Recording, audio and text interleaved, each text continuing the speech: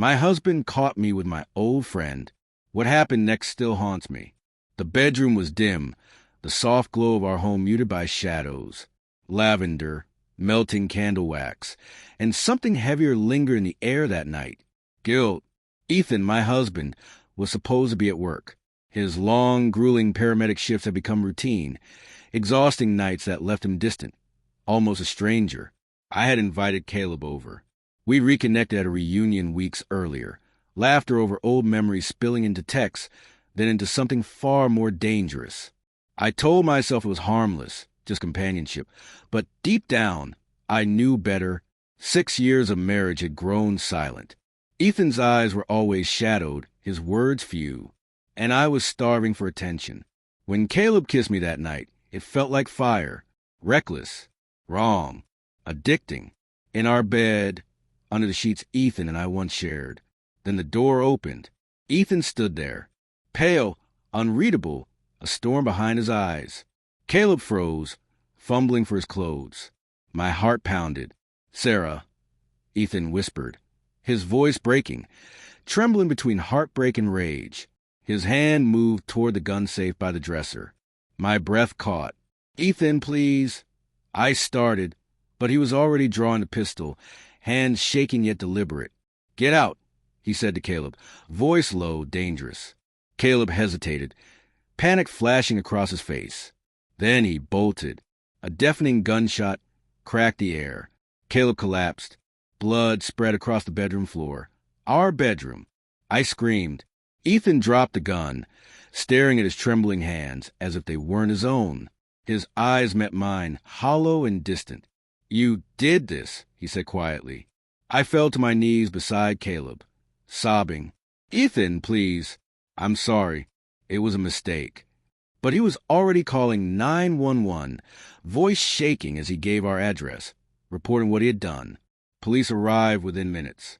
Sirens, shouting, flashing lights, chaos. Ethan was handcuffed, silent, drained. Caleb's body was covered and carried away. Our home, our sanctuary, had become a crime scene, and I was left staring at the blood that would never wash away. The following days blurred into a nightmare. Ethan was charged with manslaughter. I stayed with my sister, unable to return. Reporters called it a crime of passion.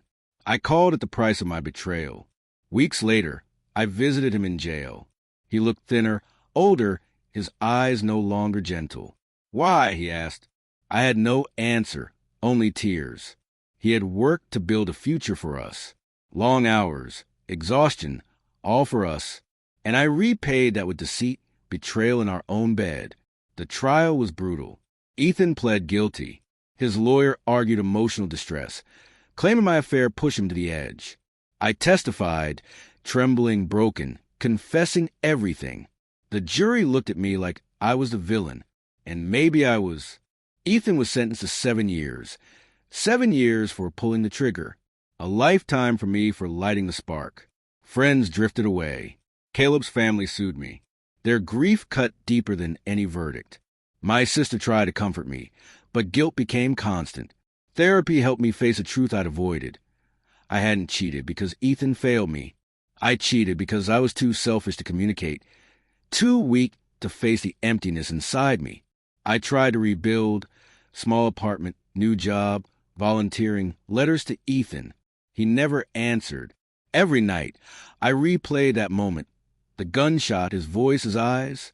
Months later, I visited him again. Gaunt, emotionless. "I loved you," he said.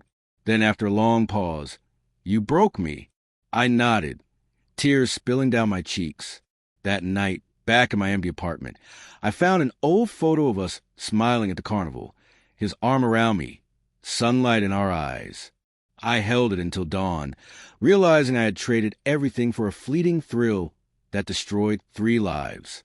Ethan's gun ended Caleb's life, but my betrayal pulled the trigger.